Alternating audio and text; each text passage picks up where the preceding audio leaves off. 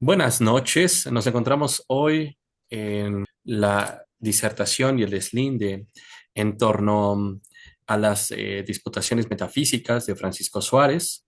Hoy trabajaremos el libro tercero de la metafísica, nominado Dubitationes omnes in hac sententia occurrum summatim continens, y el libro cuarto de la metafísica, que es De subjecto huius doctrinae eiusqui partibus affectibus ac principis.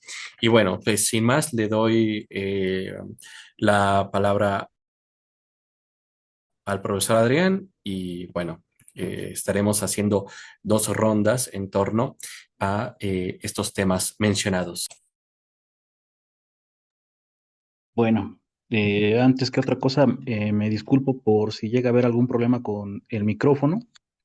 Intentaré estar lo más pegado a la laptop. Si me lo permiten, aquí quisiera dar una pequeña opinión sobre las posibles causas de lo que yo llamaría pues este logro, ¿no? Y la primera creo que podría estar relacionada con un ambiente intelectual marcadamente dialógico. ¿A qué me refiero con esto? Mm, recordemos que en el ámbito escolástico medieval, se manejaban al menos dos tipos de debates, ¿no? Uno que era, pues, ¿cómo decirlo?, más estricto y reglado, que formaba parte de las actividades diarias en el aula de clases. Había también otro debate, este debate era público y, bueno, si no mal recuerdo, se ofrecía 2 veces por año. ¿Y qué resultaba de esto? Pues básicamente este tipo de situaciones imponían a los profesores medievales, pues, la obligación de estudiar adecuadamente las teorías filosóficas de los rivales, eh, así como los principales aportes de la tradición. Ahora bien, sé que este hecho aislado, pues no es suficiente para explicar el amplio manejo de corrientes y de autores que manejaban los autores medievales, pero creo que si complementamos el tema de la cultura del diálogo con el caso de que los pensadores escolásticos desarrollaron una serie de términos técnicos con los que de algún modo, si me permiten la expresión, homologaron, ¿no?, los principales aportes de la tradición y con estos mismos términos, pues dan a conocer sus desarrollos filosóficos propios. Pues, bueno, si conjuntamos por un lado la cultura del debate con este desarrollo de terminología técnica, pues vamos a poder explicar, por ejemplo, que un caso como el de Suárez, ¿no? Quien pues se dice seguidor de Santo Tomás y él, bien, a pesar de tener, digamos que esta corriente, esta tradición intelectual, pues no duda en citar e incluso en confrontarse contra autores nominalistas como por ejemplo Occam o Buridán. Y bueno, sé que me entretuve un poco con esto al principio, pero este es el contexto del que partiré para comentar unas cuestiones del capítulo, bueno, del libro cuarto. Y bueno, eso sería todo por ahora. Perfecto, estimado, muchas gracias. Y ahora le damos paso al doctor Uri, por favor. Sí, gracias. Bueno, yo quisiera comenzar rememorando también el aspecto del libro tercero de la metafísica que discute aquí Francisco Suárez. Hay dos puntos interesantes que me gustaría citar directamente de Suárez antes de entrar a la materia, bueno, que corresponde a la discusión sobre las matemáticas, lo que intitula en el capítulo segundo la exposición de los motivos de duda de las cinco primeras cuestiones que, por supuesto, se derivan, como ya mencionó también Adrián, del libro tercero de la metafísica. De este vale la pena rescatar la cuestión séptima y también la onceava. Y bueno, la cito. La séptima refiere a si se debe considerar a los géneros y diferencias como principios de las cosas, o mejor como partes físicas, que es la discusión en torno a la definición y la disputa de lo que es un género, el género y las causas, ¿no? O mejor como mejor, como partes físicas, igual que la materia y la forma. En el capítulo tercero de este libro nos dice Suárez, Aristóteles, en los dos sentidos. Nosotros, empero, creemos que no necesita una disputación especial. Unos y otros pueden llamarse principios. Y bueno, de aquí deriva lo siguiente, ¿no? Los primeros, los metafísicos, y los físicos serían los segundos, más por ser la composición metafísica solamente de razón y la física en cambio real. Así juzgamos que los principios físicos son propios de las cosas materiales a las que dedicamos en su totalidad. Que, bueno, esto inaugura en efecto la discusión sobre esta cuestión del género. Eh, y, y la referida a la onceava, la cuestión undécima, que diga, a la cuestión décima prima, si los principios están limitados no solo específica, sino también numéricamente, tanto los propios de cada cosa como los diversos en las distintas cosas. Nos dice Suárez, esto se trata luego en el capítulo cuarto, en el texto 13 y en el libro 12, pero no es preciso detenerse en ellos, pues es evidente que los principios intrínsecos se multiplican, y esto es importante, se multiplican numéricamente al multiplicarse los individuos, pero no más que estos, realizándose en la forma de manera distinta que en la materia, porque las formas se multiplican entitivamente como en el caso de las matemáticas, en los diversos individuos, pero la materia no siempre, pues una entidad material numéricamente una puede ser sujeto sucesivamente de diversas formas. Ciertamente que varía según las disposiciones y así resulta que la materia próxima siempre es diversa, específica o numéricamente por razón de las formas. En cambio, los principios extrínsecos no se multiplican así porque, y nos dice Suárez, porque uno solo puede ser principio de diversas cosas. A veces se multiplican, pero siempre en número finito, pues en ninguna multitud de causas se da una serie infinita según se apuntó antes, o como señalábamos en la sesión pasada, bueno, en partes de la lectura pasada, en torno a las causas, y que bueno, también va a discutir posteriormente en otras cuestiones Suárez sobre los límites de las causas, que son en efecto finitas, ¿no? Correspondientes justamente a la cuestión extrínseca de la materia, ¿no? En correlación, por supuesto, con, con la forma. Y bueno, de aquí viene y se entiende también lo que señalaba del capítulo segundo, en toda la exposición de los motivos de duda de las cinco primeras cuestiones que se refieren a las matemáticas propiamente. De ahí se puede citar algo muy relevante, que es, bueno, que señala aquí Suárez, yo creo que de una cuestión muy actual para pensar justamente ese cierre de categoría muy propio de las matemáticas, eh, y que tiene que ver también con las operaciones de abstracción que hace el individuo. En este caso, los matemáticos. Nos dice Suárez, eh, para el caso de las matemáticas, que, que bueno, sí, sí pueden encontrarse causas, hay dos tipos de causas, por supuesto, y que en efecto hay que distinguirlas, unas son reales y otras se dan con respecto al conocimiento, las llamadas razones suficientes para una demostración a priori de algún valor matemático, pero en el caso de las matemáticas, también hay una homologación entre forma y materia, es decir, entre género y especie. Y esta correlación, bueno, que la denomina una correlación entre metafísica y física, es muy relevante, ¿no? Bueno, a propósito de ello, voy a citar lo que dice Suárez de esta cuestión.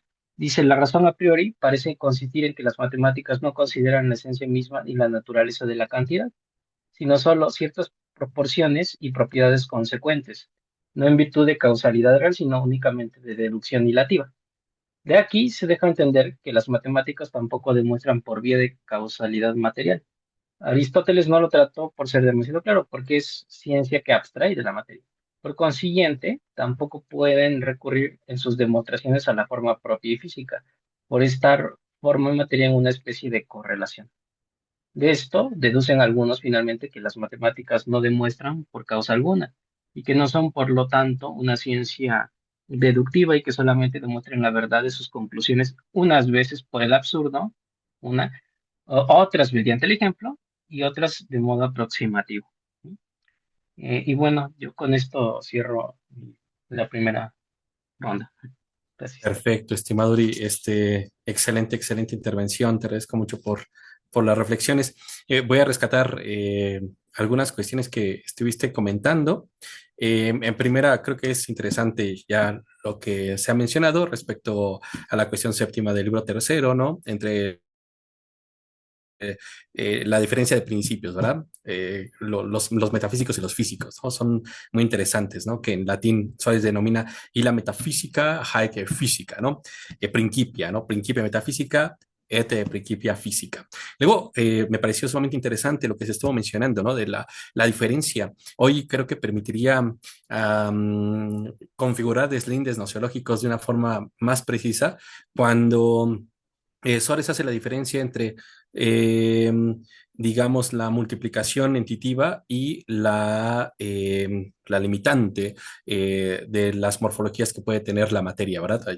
Aunque hay una correlación entre ellas, pues no operan ni isomórfica ni zoológicamente, ¿no? Entonces creo que es interesante que también Suárez denomina de esta forma, cuya una número entitas materia subes successive diversis formis, ¿no?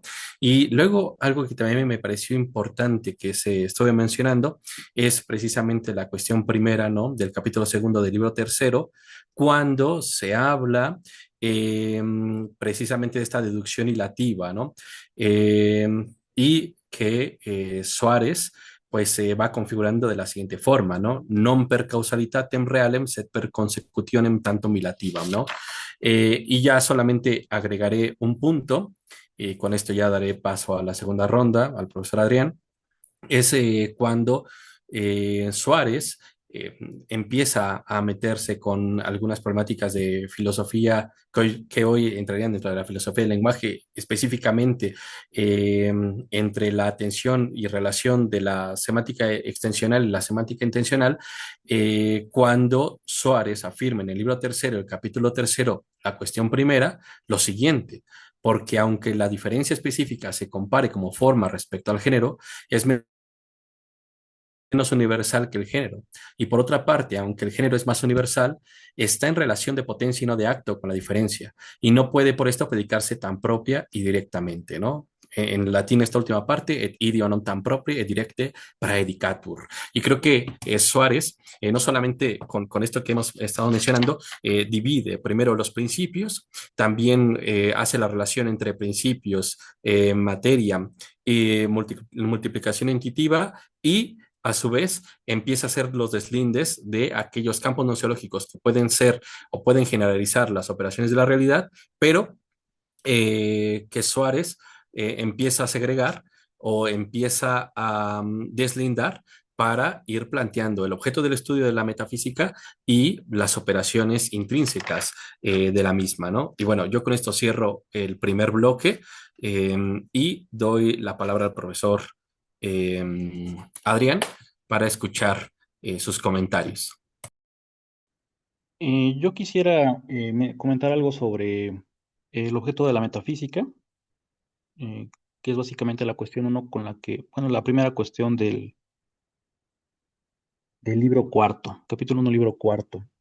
Eh, lo primero sobre lo que quisiera, digamos que llamar la atención es, y bueno, hilándolo con esto que mencionaba hace un momento, ¿no? De que básicamente podía darse este debate entre pensadores de diferentes corrientes porque compartían una terminología, una serie de conceptos, ¿no? Que les permitían de algún modo entenderse. Ahora bien, a pesar de que esta homologación les permitía, digamos, que poderse confrontar, precisamente las confrontaciones o las diferencias en cuanto a doctrina surgían sobre la forma de entender ciertos conceptos, ¿no? Y precisamente dentro de esos conceptos, pues el concepto, por ejemplo, de ser, ¿no? Va a ser uno que va a suscitar, digamos que, polémicas. Eh, Aquí quisiera yo mencionar que, por ejemplo, en el texto griego, eh, que es básicamente al inicio del capítulo 4, podemos leer lo siguiente, ¿no? Estin episteme tis he theorei to on kai tatuto hyparconta katauto. Y bueno, esta frase no ofrece, digamos que, tantas dificultades, pero la expresión to on he on es la que, digamos que, va a ser objeto de disputa, no solo para traductores contemporáneos, ¿no? Sino también para intérpretes adheridos a ciertas corrientes filosóficas específicas. Eh, en el caso del texto, vemos que Suárez traduce este toon geon. Bueno, no, o bueno, él se refiere a él con la expresión eh, ens, in quantum ens, eh, y en esto digamos que sigue la traducción, vamos a decirlo así, sí, sigue la traducción, digamos que sigue la escuela tomista, ¿no? La que hace el amigo de Santo Tomás, este Guillermo de Muerbeque. Y de hecho, en la edición latina de Muerbeque, en su traducción, podemos leer básicamente la misma expresión, ens in quantum ens. Pero, por ejemplo, si revisamos la edición trilingüe de Yebra, vemos que él, por ejemplo, traduce esta frase como ente en cuanto ente, ¿no? En el caso de Tomás Calvo, traduce esta frase como lo que es en tanto que algo que es. Y vemos, por ejemplo, que los traductores de Suárez traducen esta expresión latina como el ser en cuanto que ser. Ahora bien, no soy, digamos que capaz de resolver cuál es la traducción más fiel a Aristóteles, eh, ni tampoco de decir aún, ¿no? En qué sentido lo va a entender Suárez. Creo que esto se va a resolver más adelante cuando entremos de lleno a la disputación primera. Eh, Sin embargo, quiero llamar la atención sobre esto porque, como hace un momento lo comentaba, eh, si bien los filósofos medievales homologaron, ¿no? La mayor parte de la terminología, de su terminología para ciertos tópicos, los problemas y diferencias de escuela estaban relacionados con ciertos conceptos bien marcados, ¿no? O sobre cómo, ya sea sobre cómo se entienden o sobre cómo, digamos, que se llega a ellos, ¿no? Eh, Así, por ejemplo, eh, la cuestión primera, ¿no? Va a estar relacionada con la cuestión primera del capítulo segundo, ¿no? Que podríamos traducir como si el ente es unívoco o análogo. ¿Y por qué, digamos, que llamo la atención sobre esto? ¿Cómo es que del texto griego pasamos al texto latino? Y ya en este paso del texto griego al latino se podría presentar una especie de problema. Y esto aunado, por ejemplo, a ciertos problemas teóricos, pues bueno, va a generar otros. Específicamente esta cuestión de si el ente es unívoco o análogo, básicamente va a reducirse a la disputa que tienen, por ejemplo, Duns Scoto y Santo Tomás, ¿no? Específicamente sobre la predicación del ser, ¿no? En relación a los entes. Por ejemplo, sobre esto, Scoto va a hablar de lo que llamaríamos la univocidad del ente, mientras que Santo Tomás va a proponer una predicación análoga. Básicamente, ¿en qué radica esta diferencia? Bueno, Escoto va a mencionar que el concepto ser se va a aplicar con el mismo significado y de manera idéntica, ¿no? Bueno, ellos dirían unívoca, de manera unívoca, a todo lo que existe, ¿no? Y esto incluiría tanto a las criaturas como a Dios, ¿no?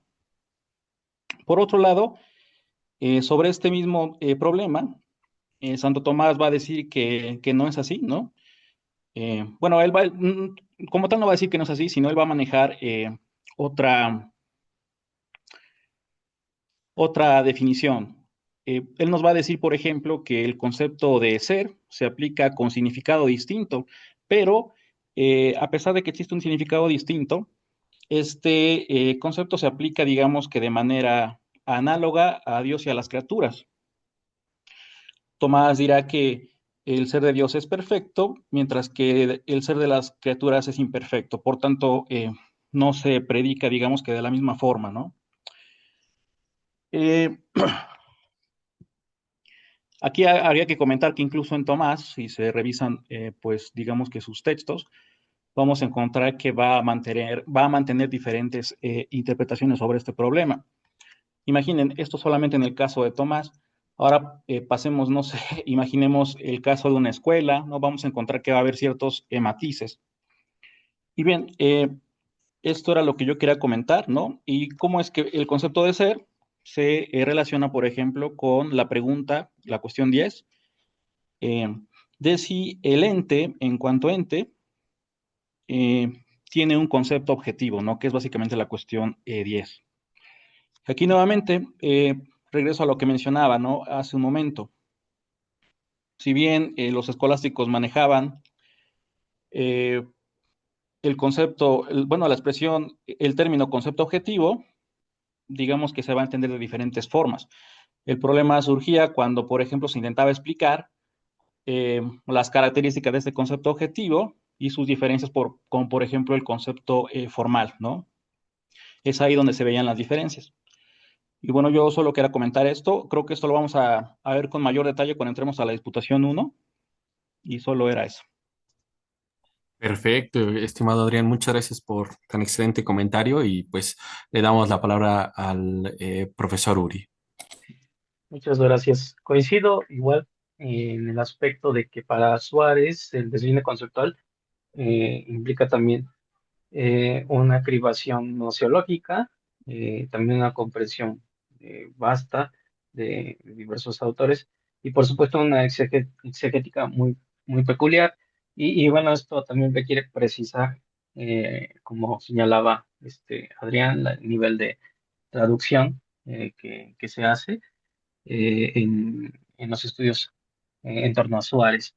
Y bueno, para continuar con lo que señalaba respecto a esto de las matemáticas, parece, y relacionado justamente a la precisión exegética, eh, dice Suárez, y esto es con lo que concluí mi participación en la primera ronda, que en efecto hay una correlación entre forma y materia en la especie, en el caso muy particular de las matemáticas, y que bueno, también como señalaba, hay causas que distinguir unas reales por el influjo que les propio, ordenadas a la producción del ser, que aquí viene la precisión exegética, ¿no? Del ser en el texto, como se señala, es realis per proprium influxum, quae dicitur in ordine ad esse, es decir, en orden al ser está en infinitivo.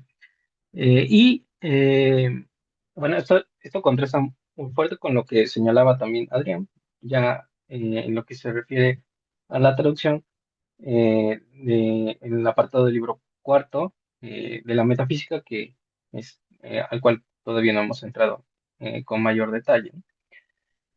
Y otras de las cuestiones que se traducen, y bueno, que señalaba también, es cuando eh, y a propósito también de las operaciones de deducción ilativa de las matemáticas, dice el texto en latín, solum puede demostrare conclusiones suas veras esse interdum ab impossibili, es lo que señalaba como que las matemáticas muestran la verdad de sus conclusiones unas veces por vía de lo absurdo, y aquí ab impossibile traducido como absurdo, otras mediante el ejemplo, es decir, interdum a signo, y otros de modo aproximativo, es decir, este quasi ad sensu.